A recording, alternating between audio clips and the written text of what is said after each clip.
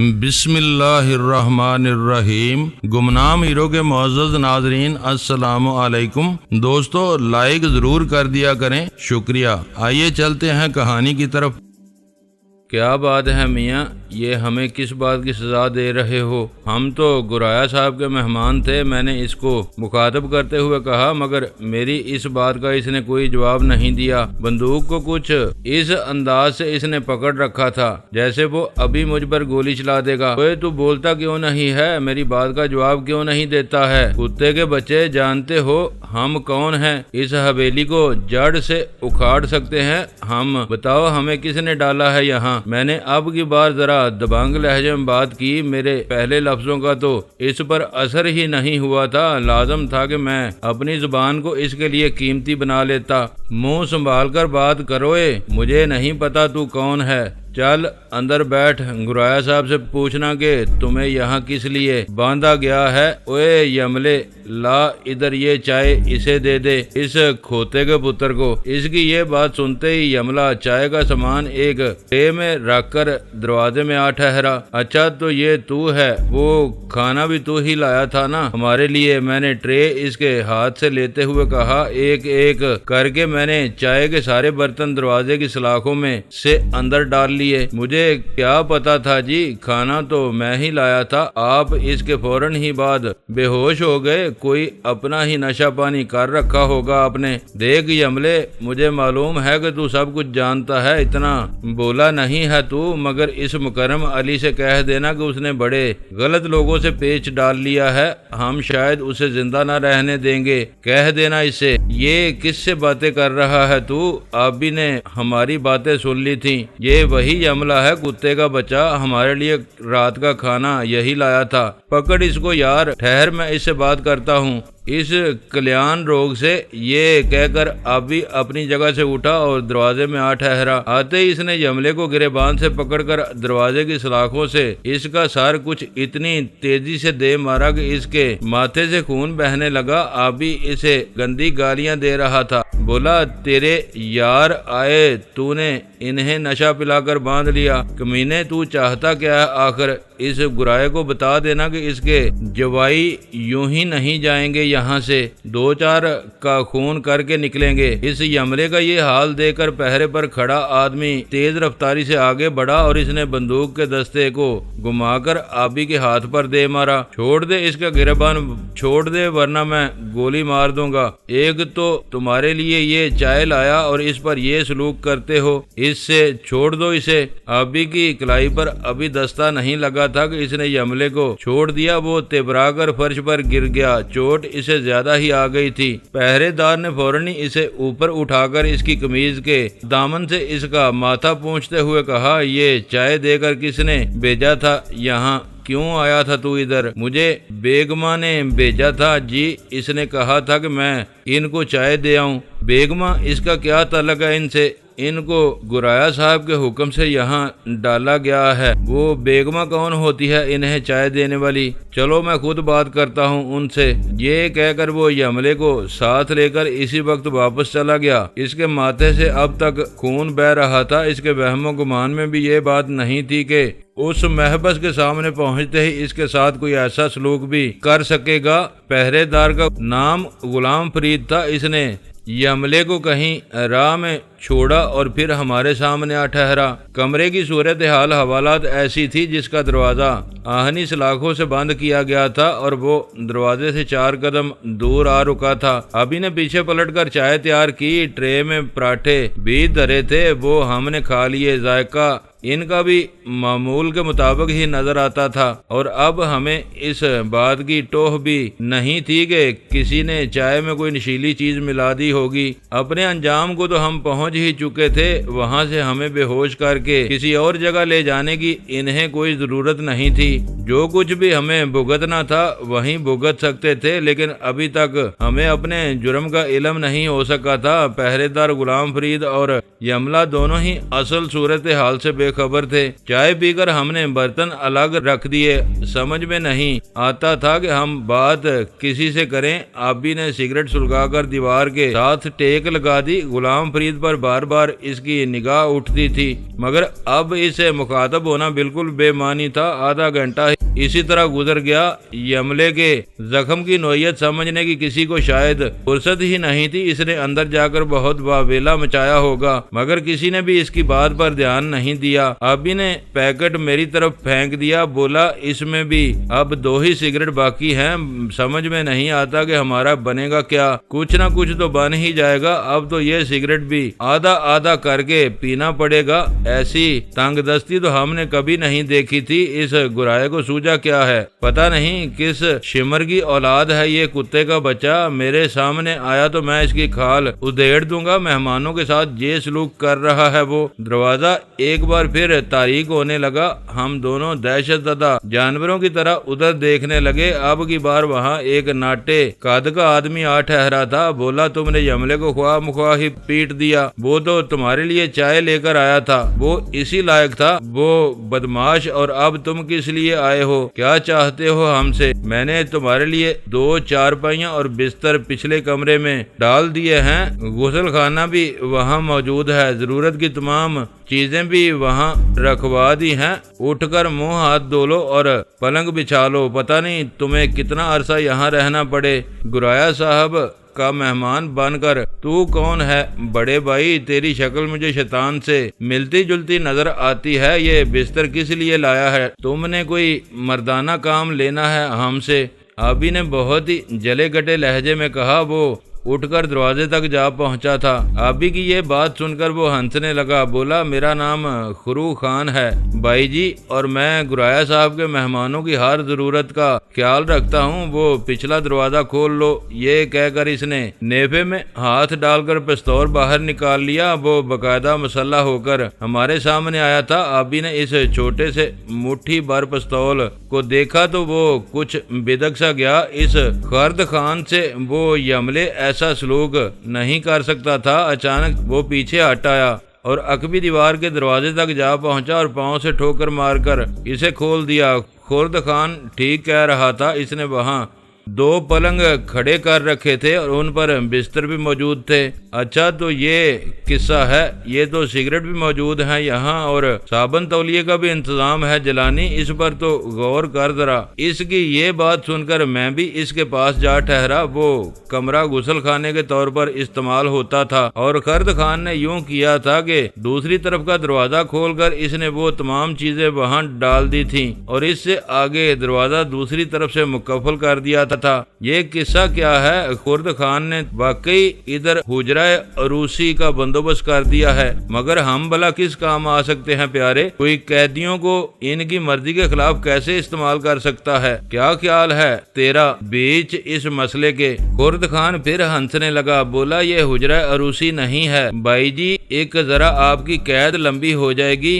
گرایا صاحب کا یہی خیال ہے، وہ پلنگ اس کمرے میں ڈال لیں اور آرام کریں، ابھی 12 بجے آپ کو کھانا بھی مل جائے گا۔ یہ کہہ کر وہ تیزی سے پیچھے ہٹا اور غلام فرید کا کندھا تھپ تھپا کر دوسری طرف نکل گیا۔ آبی کی طرح میں بھی اس صورتحال سے بے حد پریشان تھا۔ گرائے نے واقعی ہمارے لیے لمبی قید کا بندوبست کر دیا تھا اور خدا ہی بہتر جانتا تھا کہ اس نے ہمیں کس مقصد کے لیے اس قید خانے میں ڈال دیا تھا۔ وہ ابھی تک کھل کر ہمارے سامنے نہیں آ رہا تھا۔ ہٹاؤ یار، یہ پلنگ تو ادھر ڈال لو اور یہ سگریٹ بھی اٹھا لو، ان کتے کے بچوں نے عمدہ قسم کے سگریٹ بھیجے ہیں، اور بستر بھی تو دیکھو، لحاف بھی ساتھ ہیں اور مہکتے ہوئے۔ یہ کہہ کر اس نے ایک پلنگ خود اٹھا لیا۔ جب ہم دوسرے کمرے میں پلنگ ڈال کر ان پر بستر بچھا چکے تو آبی غسل خانے میں جا گھسا۔ پانی کا انتظام بھی وہاں معقول تھا، کسی جگہ ان سالوں نے شاید کوئی ٹیوب ویل لگا رکھا تھا۔ غسل خانے میں باقاعدہ ٹیپ چل رہا تھا۔ دروازہ بند کر کے آبی نے بالٹی سیدھی کی اور نہانے میں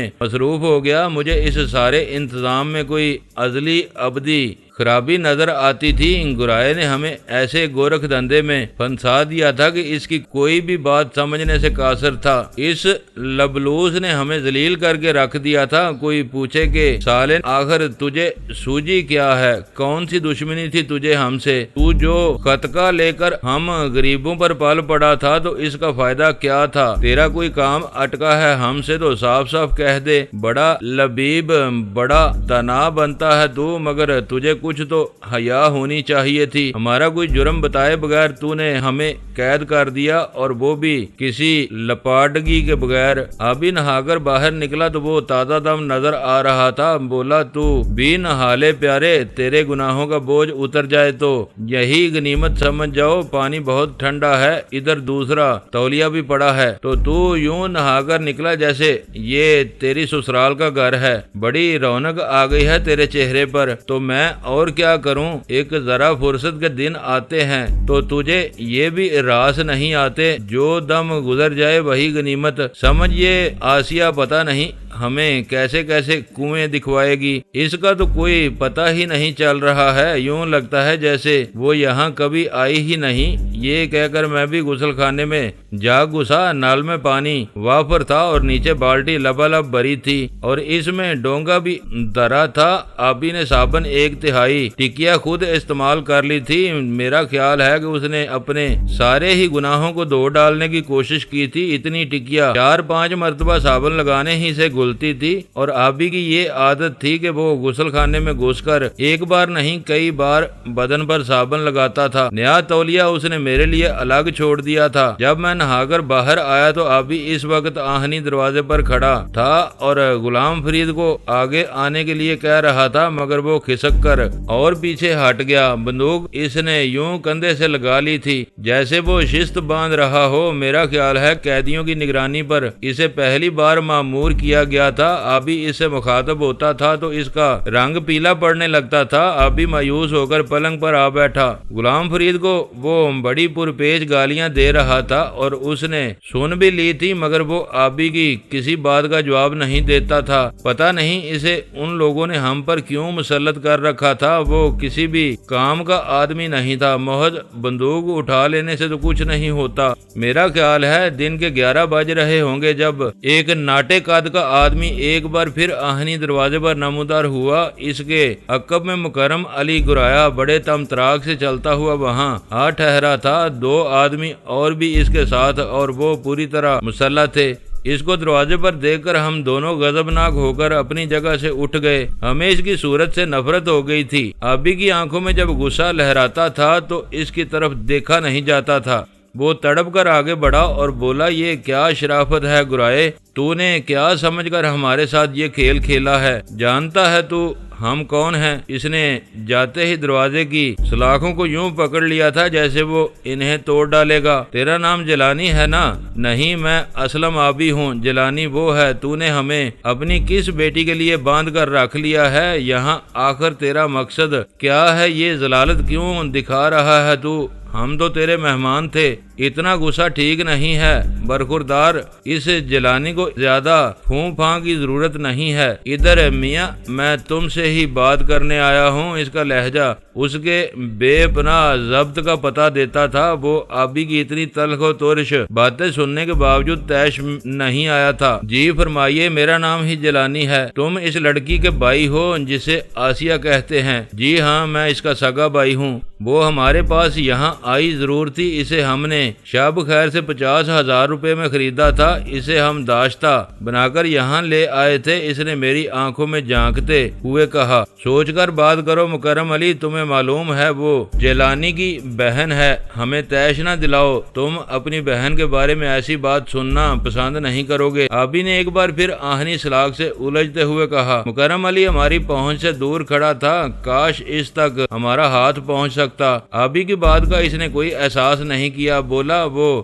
6 دن ہمارے پاس رہی۔ وہ بہت خوبصورت لڑکی ہے، مگر ہمیں یہ معلوم نہیں تھا کہ وہ ایک بچے کی ماں بن چکی ہے، اور ہمیں یہ بھی معلوم نہیں تھا کہ اس کے پیٹ کا آپریشن ہو چکا ہے۔ ہماری رقم برباد ہو گئی، مگر ہم نے اسے اپنے ملازموں میں شامل کر دیا۔ وہ ہمارے لائق ہرگز نہیں تھی۔ ہمارے ساتھ شب خیر نے دھوکہ کیا، مگر پھر بھی وہ دیکھنے دکھانے کی چیز تھی۔ وہ آسیہ وہ 10 دن تک ہمارے ملازموں میں شامل رہی، مگر پھر ایک رات وہ ہماری 3 داشتاؤں کو ساتھ لے کر یہاں سے فرار ہو گئی۔ یہاں سے جاتے وقت وہ ہماری تجوری سے 5 لاکھ روپے بھی لے گئی، اور اب تم ہمیں یہ بتانے آئے ہو کہ اس کے ٹھکانے کا تمہیں کوئی علم نہیں ہے۔ ہم نے تمہیں اسی لیے یہاں قید کیا ہے کہ جب تک ہماری رقم اور وہ 3 عورتیں واپس نہیں مل جاتی تم یہاں ہی رہو گے۔ یہی ہمارا فیصلہ ہے۔ اب تم سوچ سمجھ کر ہمیں بتا دو کہ تم کیا چاہتے ہو۔ جب تک آسیہ کا ہمیں پتہ نہیں ملتا تم ادھر ہی پڑے رہو گے، خواہ اس میں 1 سال لگ جائے۔ ذرا آگے تو آؤ مکرم علی، تم سے ہاتھ ملا کر مجھے خوشی ہوگی۔ آبی نے آہنی سلاخوں پر اپنی گرفت مضبوط کرتے ہوئے کہا، اس کا بس نہیں چلتا تھا، ورنہ وہ اس کی تکہ بوٹی نوچ لیتا۔ میری کیفیت بھی اس سے مختلف نہیں تھی، مگر وہ ہماری پہنچ سے دور تھا، اور ہمارے ہاتھوں کی کوتاہی ہمیں یہ احساس دلاتی تھی کہ ہم محدود ہو کر رہ گئے ہیں۔ تمہیں ہمارے بارے میں یہ سب کچھ کیسے معلوم ہوا؟ رات تو تم ہم سے بات بھی کرنا گوارا نہیں کر رہے تھے۔ یار محمد ہمیں تمہارے یہاں آنے کا سبب بتا گیا تھا، اس نے اچھا کیا وہ تمہارے ساتھ آ گیا، مگر تم اس کی باتوں میں آ گئے۔ اب وہ نگت کو لے کر آزاد گھوم رہا ہوگا۔ تمہیں بڑی غلط فہمی ہوئی ہے مکرم علی، بہتر ہے تم ہمیں چھوڑ دو۔ آسیہ کے کسی فعل کے ہم ذمہ دار نہیں ہیں، ہم تو خود اس کی تلاش میں پھر رہے ہیں۔ ہمیں کیا پتا وہ کہاں چلی گئی ہے۔ اس کے آنے تک تمہیں یہاں رہنا ہوگا۔ اب یہ خبر اسے مل جائے گی کہ میں نے تمہیں باندھ لیا ہے، تمہیں یہاں کوئی تکلیف نہیں ہوگی۔ اس کو پیغام بھیج دو کہ تم کس مصیبت میں پھنس گئے ہوگے۔ تمہیں یقین نہیں آتا، ہمیں معلوم نہیں ہے وہ کہاں ہے۔ ہم نے پہلے بھی 2 آدمی یہاں بھیجے تھے، ان پر کس نے حملہ کیا تھا؟ وہ بچ کر چلے گئے، جس کا مجھے افسوس ہے، ورنہ میں انہیں زندہ نہ جانے دیتا۔ میرے آدمی ہی نکمے نکلے کہ انہیں پکڑ نہ سکے۔ بہرحال تمہیں میں اب یہاں سے جانے نہیں دوں گا، ان کا خیال رکھو غلام فرید۔ بہرحال انہیں روٹی پانی کی تکلیف نہیں ہونی چاہیے۔ یہ کہہ کر اس نے اپنے عقب میں کھڑے آدمیوں کو ساتھ لیا اور تیزی سے دوسری طرف نکل گیا۔ اس کے رویے نے ہمیں حیران کر دیا تھا۔ وہ یہ سمجھتا تھا کہ آسیہ کے بارے میں ہمیں سب خبریں معلوم ہیں۔ اسے یہ یقین تھا کہ ہم اس سے مل کر آئے ہیں اور اس سے جھوٹ بول رہے ہیں کہ ہمیں اب تک اس کی تلاش ہے۔ وہ باہر نکل گیا تو آبی اپنی اس بے حد و حساب بے بسی پر تل ملاتا ہوا پیچھے ہٹا اور پلنگ پر جا لیٹا۔ اس کی آنکھوں سے آنسو بہہ نکلے تھے۔ وہ پہلا موقع تھا کہ میں نے اسے یوں بلک بلک کر روتے دیکھا۔ اس کی آواز نہیں نکلتی تھی، مگر میرے دیکھتے ہی دیکھتے اس کا چہرہ آنسوؤں سے تر ہو گیا۔ پتہ نہیں اس کا دھیان کس طرف جا پڑا تھا، اسے کیا یاد آیا تھا کہ اس کا دل سنبھالے نہیں سنبھلتا تھا۔ یہ تجھے کیا ہو گیا ہے آبی؟ تو ایسا نہیں تھا یار، اتنی ذرا سی بات پر رو دیا ہے، ہوا کیا ہے آخر؟ مگر میری بات کا اس نے کوئی جواب نہیں دیا۔ تکیے میں سر دے کر وہ جی بھر کر رو لیا تو خود اس نے اپنے آنسو پونچھ لیے اور میری طرف دیکھے بغیر غسل خانے میں جا گھسا۔ جب وہ باہر آیا تو مسکرانے کی کوشش کر رہا تھا۔ بولا، یار یہ ہم کس مصیبت میں پھنس گئے ہیں؟ آسیہ اس کی 3 عورتیں بھی لے گئی، کیا کرے گی وہ ان کے ساتھ؟ اس کے کس کام آ سکیں گی وہ؟ میرا خیال ہے کہ وہ بھی اس کی طرح یہاں برباد ہو رہی ہوں گی۔ اس کے کہنے پر باہر نکل گئیں۔ اس کا پتہ کرو یار، یہ مکرم علی تو کوئی بہت ہی ذلیل آدمی نظر آتا ہے۔ کیسا تحمل تھا اس کی آواز میں، کوئی بہت ہی منجا ہوا کھلاڑی ہے۔ تو بھی کم منجا ہوا نہیں ہے، پر تیرا رونا میری سمجھ میں نہیں آیا۔ رونے کی بات ہی ہے یار، ہمیں اللہ نے سب کچھ دے دیا، اتنی پہاڑ ایسی رقم ہمارے پاس ہے، مگر ہم اس سے فائدہ نہیں اٹھا سکتے، دشمن سے بدلہ نہیں لے سکتے، ہم تو کچھ بھی نہیں کر سکے۔ کتنی بڑی بد نصیبی ہے، یہ کیسی زندگی گزار رہے ہیں ہم۔ ہاں یہ تو ہے، مگر یوں ہمت ہارنے سے کچھ نہیں ہوگا۔ مت رویا کر میرے سامنے، ایک تیری وجہ سے تو میں زندہ ہوں۔ یار جی ورنہ یہاں زمین کے اوپر ہمارے لیے کچھ بھی نہیں ہے، ہم یہاں سے نکلنے کی کوشش کریں گے، یہ کب تک ہمیں باندھ سکتا ہے؟ میں نے گرد و پیش پر نظر ڈالتے ہوئے کہا،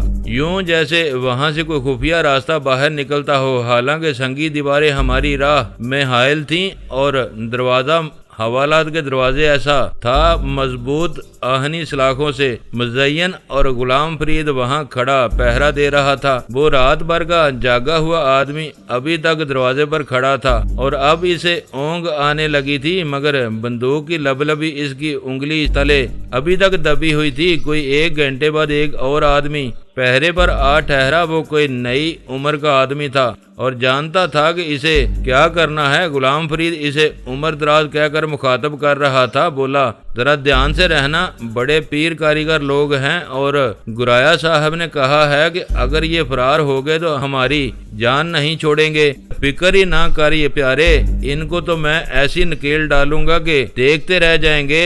تو جا اب نہا دھو کر سو جا، اب میں جانوں اور میرا کام، اور دیکھ ان کے قریب مت جانا، یہ بندے پر جپٹا مارتے ہیں۔ ہاں اچھا ٹھیک ہے، میں خیال رکھوں گا، عمر دراز نے کہا۔ غلام فرید اس سے مسافہ کر کے باہر نکل گیا۔ پتہ نہیں چل رہا تھا کہ ہم حویلی کے کس حصے میں بند ہیں۔ عمر دراز وہ ہمارے سامنے ہی نہیں آیا۔ دروازے سے ہٹ کر اس نے دیوار کے ساتھ ٹیک لگائی اور پھر چپ سادھ کر لیٹ رہا۔ اسے ہماری نگرانی میں کوئی دقت اٹھانی نہیں پڑ رہی تھی۔ دروازہ مقفل تھا جس میں سیر بھر کے 2 تالے لگے تھے اور وہ بالکل مطمئن تھا۔ یوں ہی صبح و شام پہرے بدلتے رہے۔ ہمیں 3 وقت کا کھانا بڑی باقاعدگی سے پہنچتا رہا۔ سگریٹ ختم ہوتے تو وہ بھی ہمیں پہنچا دیے جاتے۔ یوں لگتا تھا جیسے ہم لمبے عرصے کے لیے وہاں ڈال دیے گئے ہیں۔ کوئی نہیں پوچھتا تھا کہ میاں تم کون ہو، کیسے اس چکر میں پھنس گئے ہو۔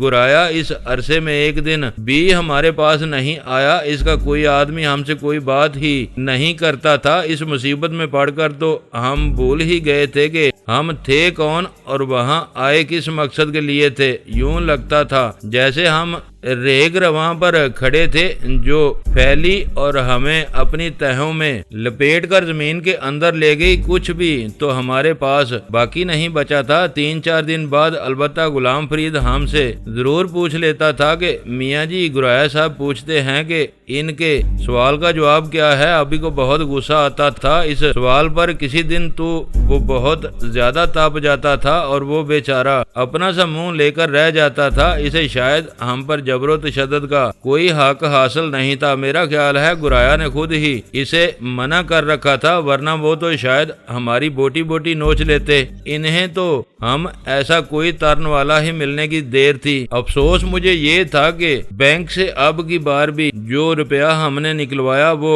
گرائے کے ہاتھ آ گیا۔ ہماری ایک رقم تو یار لوگوں نے کشمور میں ہڑپ کر لی تھی اور اب یہ دوسری بھی تباہ ہوتی نظر آتی تھی، اور اس کا مجھے بہت زیادہ افسوس ہو رہا تھا۔ بڑے گج پال بنے پھرتے تھے ہم، جنگل گھومتے تھے اور کسی کو خاطر میں نہیں لاتے تھے، مگر جب ہم گرے تو پھر گرتے ہی چلے گئے۔ ہماری تنزلی کی کوئی انتہا ہی باقی نہیں رہی تھی۔ یار لوگوں نے اب کی بار گٹھڑی حلال اور باغیچہ مردار کے مترادف ہمیں تو اس قید خانے میں ڈال دیا تھا اور ہماری رقم سنبھال کر رکھ لی تھی۔ گرائے کا خنس ہماری سمجھ میں نہیں آتا تھا۔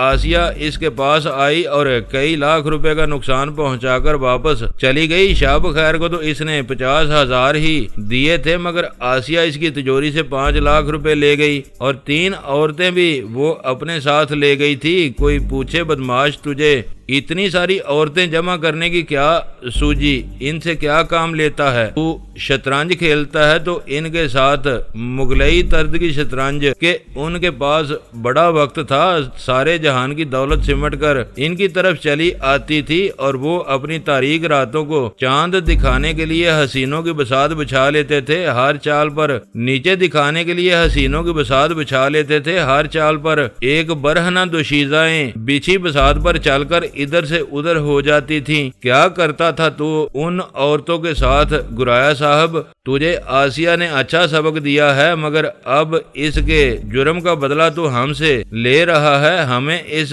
پھیکڑ میں ڈال کر تجھے کیا مل جائے گا؟ ہماری قید تو کسی روز ختم ہو ہی جائے گی، مگر تجھے نہیں معلوم کہ ہم تیرا کیا حال کریں گے۔ حیرت مجھے یہ تھی کہ ان میں کوئی بھی آدمی ہمارے قریب نہیں آیا تھا۔ کھانا وہ دروازے میں سے اندر دھکیل دیتے تھے اور باسی برتن وہاں سے اٹھا کر باہر لے جاتے تھے۔ کوئی عورت تھی ادھیڑ عمر کی، اس کو اسی کام پر لگا رکھا تھا۔ ان لوگوں نے وہ ایسی بولی بالی اور معصوم نظر آتی تھی کہ اس پر نہ میں ہاتھ اٹھاتا تھا نہ آبی۔ وہ ہماری روزی رساں بن گئی تھی، اس کو ناراض کر کے ہم بھوکوں نہیں مرنا چاہتے تھے۔ میرا خیال ہے گرائے کی قید میں وہ ہمارا 15واں دن تھا۔ ہم رات کو ادھر ادھر کی بکواس کے بعد سونے کی تیاری کر رہے تھے کہ مجھے غسل خانے میں جانا پڑا۔ میں ابھی وہاں بیٹھا ہی تھا کہ مجھے کسی طرف سے ایک بڑی ہی دلدوز آواز سنائی دی، گٹی گٹی دبی دبی، جیسے کوئی بے پناہ اذیت سے پریشان ہو کر فریاد کر رہا ہو۔ میں نے چونک کر چاروں طرف نگاہ دوڑائی۔ آواز ذرا دیر کے لیے ابھرتی تھی اور پھر ساکت ہو جاتی تھی۔ میں نے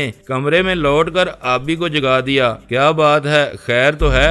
آبی کسی نئے حادثے کے لیے ذہنی طور پر تیار ہونے لگتا تھا تو سب سے پہلے جوتے پہن لیتا تھا۔ خیر ہی ہے، مجھے ایک آواز سنائی دی ہے ادھر غسل خانے میں، مگر سمجھ میں نہیں آتا کہ وہ آواز کہاں سے آ رہی ہے۔ آواز تیرا وہم ہوگا یار، ویسے ہی معلم الملکوت بنا پھرتا ہے، یہاں آواز کہاں سے آئے گی؟ نہیں بھائی، میں نے خود سنی ہے، آ ذرا ادھر غسل خانے میں آ۔ یہ کہہ کر میں اسے دوسرے کمرے میں لے گیا۔ آواز اب بھی آ رہی تھی مگر بڑی مفلوج، بہت ہی گٹی گٹی اور بڑی ہی نحیف و نزار۔ یار یہ تو کسی آدمی کی آواز ہے۔ میرا خیال ہے کہ یہ آواز اس کمرے سے آ رہی ہے۔ اس نے کمرے کی مگر بھی دیوار کے ساتھ کان لگا دیے۔ بلا شبہ وہ آواز اسی کمرے سے آ رہی تھی، مگر وہ تھا کون بد نصیب؟ گرائے نے اسے کیوں قید کر رکھا تھا وہاں؟ اس کی آواز میں اس قدر حزن و ملال کس نے بھر دیا ہے؟ کیا اس پر راتوں کو تشدد کیا جاتا ہے؟ آخر اس کو کس جرم کی سزا دی جا رہی ہے؟ گرائے کی اس حویلی نے ہمیں پریشان کر دیا تھا، ہم سے اپنی ہی مصیبت نہیں جیلی جاتی تھی کہ اب اس میں یہ آواز بھی آ ملی تھی۔ ہم نے چاہا کہ اس دیوار کو کسی نہ کسی طرح توڑ ڈالیں، مگر ہمارے پاس کوئی اوزار ہی نہیں تھا۔ ہم لوٹ کر دروازے کے سامنے جا ٹھہرے۔ اس وقت عمر دراز پہرا دے رہا تھا۔ اوئے کان کھجورے، ادھر آ ذرا۔ آبی نے اسے بڑے تحکم آمیز لہجے میں بلایا۔ کیا گالے بھائی جی، میں کوئی بات نہیں کرتا تم سے۔ یہ اس کمرے میں کس کو باندھ رکھا ہے تم نے؟ اس کی آوازیں ہمیں سونے نہیں دیتی ہیں۔ کوئی بھی نہیں ہے ادھر بھائی جی، میں نے تو ادھر کسی کو نہیں دیکھا۔ تجھے پتا ہے سالے، مگر تو بتانا نہیں چاہتا کون ہے وہ۔ میں نے کہا ہے نا کہ مجھے کچھ پتا نہیں ہے۔ یہ کہہ کر وہ بندوق کندھے پر لٹکا کر دوسری طرف چلا گیا۔ وہ یہ معلوم کرنا چاہتا تھا کہ وہاں سے وہ آوازیں کون پیدا کر رہا ہے، مگر وہ اپنی جگہ ٹھیک ہی کہہ رہا تھا کہ غسل خانے کے عقب میں جو کمرہ بنا تھا اس کا دروازہ سامنے نہیں تھا، وہ کسی اور طرف کھلتا تھا اور اس کی نگرانی کی ذمہ داری اس پر نہیں تھی۔ وہ کچھ ہی دیر بعد واپس آ گیا، بولا مجھے تو کوئی آواز سنائی نہیں دی، یہ آپ کا وہم ہے بھائی جی، اب آپ سو جائیں۔ سو تو ہم جائیں گے ہی استاد، مگر اس ماتم کو کیسے بند کریں جو کوئی آدمی گرائے کی لاش پر کر رہا ہے؟ آبی نے پلنگ کی طرف لوٹتے ہوئے کہا۔ میں بھی اس کے سامنے جا بیٹھا۔ آوازیں غسل خانے میں کھڑے ہو کر ہی سنائی دیتی تھیں۔ ہمارا کمرہ محفوظ تھا۔ چند منٹ کے توقف کے بعد ابھی پھر غسل خانے میں جا گھسا۔ اب وہ آوازیں بند ہو گئی تھیں، یوں جیسے کوئی تھکا ہارا آدمی اپنی آواز کو صداب صحرا سمجھ کر چپ ہو جائے۔ اس کے ساتھ بھی ایسا ہی ہوا تھا۔ ابھی چند منٹ بعد واپس آ گیا، بولا اب وہ آوازیں تھم گئی ہیں، پتہ نہیں کوئی آدمی کب سے یہاں سڑ رہا ہے، وہ خدا سے مدد کی درخواست کر رہا تھا۔ ذرا صبر کرو، ہم اس کی مدد کو ضرور پہنچیں گے، کوئی نہ کوئی ذریعہ ضرور استعمال کریں گے۔ میں نے گرد و پیش پر نظر ڈالتے ہوئے کہا، مگر وہاں میرے مطلب کی کوئی بھی شے نظر نہیں آتی تھی۔ رات کے 2 بج رہے تھے اور ہم بستر پر لیٹے ابھی تک جاگ رہے تھے۔ عمر دراز بھی اونگنے لگا تھا، وہ برآمدے کے کونے میں ستون سے ٹیک لگا کر سو گیا تھا۔ اس وقت حویلی کے اندرونی حصے میں ہمیں گولیاں چلنے کی آواز سنائی دی۔ ایک عجیب سا بے ہنگم سا شور تھا جس کا کوئی لفظ ہمارے سمجھ میں نہیں آتا تھا۔ چند ہی لمحوں کے بعد 2 آدمی تیزی سے برآمدے میں آ گئے۔ عمر دراز ابھی تک اونگ رہا تھا، ان لوگوں نے آتے ہی اس کے سر پر لاٹھی دے ماری۔ وہ بیچارہ وہیں ڈیر ہو گیا، خون اس کے سر سے کوئی نہیں نکلا۔ لاٹھی کی ضرب اسے بے ہوش کر گئی تھی۔ اس سے فارغ ہو کر ان لوگوں نے اس کی جیبوں پر ہاتھ مارا اور چابیاں نکال کر وہ ہمارے دروازے پر آ ٹھہرے۔ دونوں نے منہ پر نقاب ڈال رکھے تھے، صرف ان کی آنکھیں ہی نظر آتی تھیں۔ چابیاں لگا کر انہوں نے تالے کھول دیے۔ ایک آدمی تیزی سے اندر آیا اور بولا، یہاں سے نکل چلیں جیلانی صاحب، یہی نام ہے نا آپ کا، فوراً نکل چلیں۔ مگر یار تم ہو کون؟ یہ قصہ کیا ہے؟ یہ قصہ ہیر رانجھا کا ہے، جلدی نکلیں، اپنی چیزیں سنبھال لیں۔ ہمارے پاس تھا ہی کیا، جو کپڑے ہم پہنے ہوئے تھے وہی ہمارے پاس تھے۔ ہم ان کے ساتھ اسی وقت کمرے سے باہر نکل آئے۔ ایک اور آدمی بھی اس کمرے میں بند ہے، اسے بھی نکالو، وہ سب کام ہو چکا ہے، آپ تیزی سے باہر نکلیں۔ یہ کہہ کر وہ ہمارے دائیں بائیں چلنے لگے۔ برآمدہ ختم ہوا تو وہ ہمیں حویلی کے بڑے حصے میں لے گئے۔ حویلی کے لمبے چوڑے صحن کے نچلے تختے پر ایک چھوٹا ٹرک کھڑا تھا اور اس میں کئی آدمی سوار ہو رہے تھے۔ ہم ٹرک تک پہنچے تو ان لوگوں نے ہمیں فوراً ہی اس کے اگلے حصے میں بٹھا دیا۔ ابھی چند ہی منٹ گزرے ہوں گے کہ 2 آدمی ایک شخص کو بڑی سی چادر میں لپیٹ کر ٹرک پر آ چڑھے۔ معلوم یہ ہوتا تھا کہ اس کارروائی میں عورتیں بھی شامل ہیں۔ انداز ان کا ایسا ہی تھا۔ جیسے ہی اسی شخص کو ٹرک میں ڈالا گیا، کسی نے منہ سے سیٹی بجائی اور ٹرک بڑے دروازے سے نکل کر آگے چل دیا۔ وہ ساری کارروائی اتنی تیزی سے مکمل ہو گئی کہ ہمیں کچھ سوچنے سمجھنے کا موقع ہی نہ مل سکا۔ ٹرک کھیتوں سے نکل کر بڑی سڑک پر پہنچا تو اس کی رفتار ایک دم تیز ہو گئی۔ حویلی کے اندر کا منظر میری نگاہ میں تھا۔ وہاں بڑی دیر تک گولی چلی تھی، کچھ بتیاں بھی گل ہو گئی تھیں۔ پتہ نہیں وہ کون لوگ تھے اور کیسے اس حویلی پر آ چڑھے تھے اور ہماری رہائی کے لیے ان لوگوں نے اتنی کوشش کیوں کی تھی۔ وہ تعداد میں 6 معلوم ہوتے تھے، ڈرائیور اس گنتی میں شامل نہیں تھا۔ حویلی میں سے وہ شاید کئی لوگوں کو اٹھا لائے تھے۔ ٹرک بڑی سڑک پر نکلا تو میں نے ڈرائیور سے مخاطب ہو کر کہا، یار جی یہ قصہ کیا ہے؟ ہماری سمجھ میں تو کچھ نہیں آ رہا ہے۔ اب کہاں جا رہے ہم؟ اپنے ڈیرے پر؟ وہی تو پوچھ رہے ہیں ہم۔ بہن جی کا ڈیرا؟ اور کون سا ڈیرا ہے ہمارے پاس؟ تم بھی گامڑ ہی نظر آتے ہو۔ بہن جی نے تمہاری رہائی کے لیے ہمیں خاص طور پر بھیجا ہے اور تمہیں کچھ پتا ہی نہیں۔ پر یہ بہن جی کون ہیں؟ بھائی جی دراصل بات یہ ہے کہ ہم نئے نئے اس دنیا میں آئے ہیں، ہمیں پتہ نہیں چل رہا ہے کہ سورج کہاں سے نکلتا ہے۔ برے کی ماں کے سر سے نکلتا ہے سورج۔ چپ کر کے بیٹھے رہو ورنہ ٹرک الٹ جائے گا۔ اتنا تو غصہ نہ دکھاؤ یار جی، آخر دیکھو نا ہم بھی تمہارے قدموں کے طفیل ابھی تک بقید حیات ہیں۔ آبی نے سر آگے جھکا کر ڈرائیور کو بڑے غور سے دیکھتے ہوئے کہا، تمہیں بہن جی کا ہی پتہ نہیں ہے تو میں کیا بتاؤں؟ وہ سارے جہاں سے انوکھی ہیں ہماری بہن جی، ان کے ساتھ کئی عورتیں بھی ہیں۔ انہوں نے ابھی حال ہی میں اپنا جتھا بنایا ہے اور یہ پہلا ڈاکہ ہم نے کندیار پر مارا ہے۔ گرائے کو بھی ہم ساتھ ہی لے آئے ہیں۔ اچھا کیا وہ بے ہوش ہے۔ ہاں کچھ اور لوگ بھی پیچھے بیٹھے ہیں، 4 عورتیں 2 مرد ہم نے وہاں سے اٹھا لیے ہیں۔ بڑا مقابلہ ہوا ہوگا۔ ہاں گولی چلی ہے، میرا خیال ہے کہ گرائے کے 3 یا 4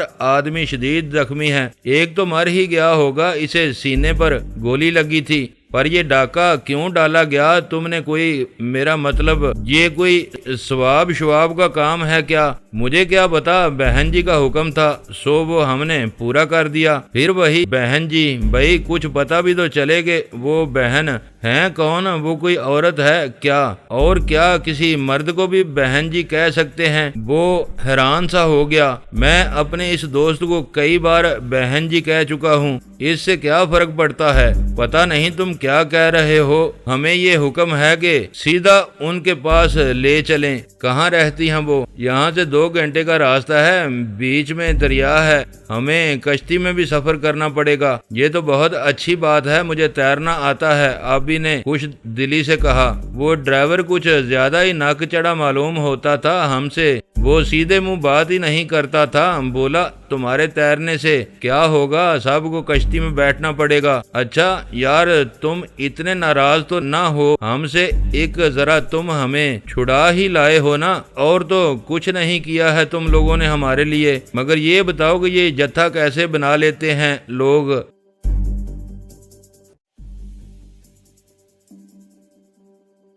دوستو ویڈیو کو لائک ضرور کر دیا کریں۔ ISI پاک آرمی زندہ باد، پاکستان پائندہ باد۔ معزز ناظرین اپنا خیال رکھیے گا اور اپنے اس چینل کا بھی شکریہ۔